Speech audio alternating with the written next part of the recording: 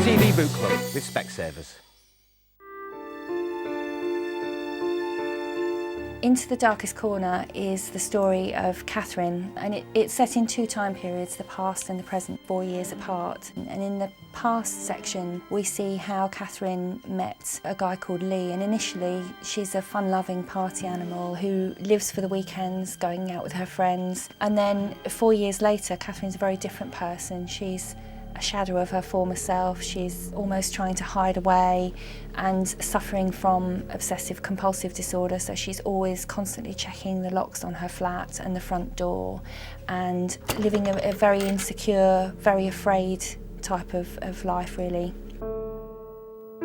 Catherine and Lee starts off as a very quick, what you would imagine to be maybe almost a one-night stand type of relationship where it's very sexual very early on, and it becomes obsessive quite early on as well, I think, because Catherine's not used to a man like Lee who focuses on her absolutely. Initially she feels protected by him and loved and valued by him, but very quickly it becomes quite suffocating for her, I think. It's about questioning your own vulnerability, really, and being aware of risk-taking in certain situations, and that people you meet, you automatically assume that everybody's going to be nice and friendly and kind, but there are potentially very charming, manipulative people out there who might behave in the way that you'd want them to.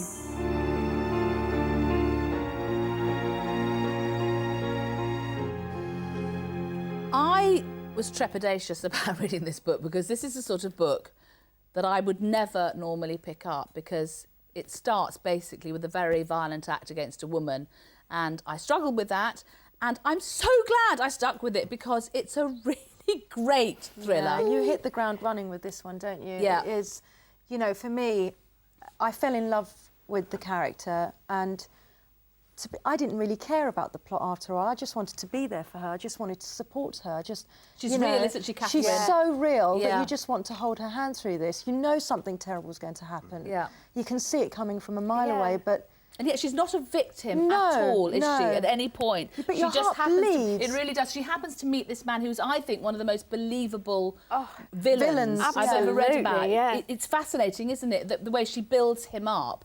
And at no point do you think, oh, that's ridiculous. So you're constantly very, very frightened for her. It's funny because I started reading that book and I couldn't put it down. I've had my head in it since I got it, and I read it so fast, and it made me feel... There were times when I was like, oh, I don't want to read it because it made me feel sort of really funny. It's really violent. Yeah, you don't really want to go. Yeah, but It is for a uncomfortable, reason. It's not sort of gratuitous. Not at all. It's written beautifully, and I could see that it could have been me or any of my friends. Well, that's the That's point, what I yeah. thought about it. The TV Book Club with Specsavers.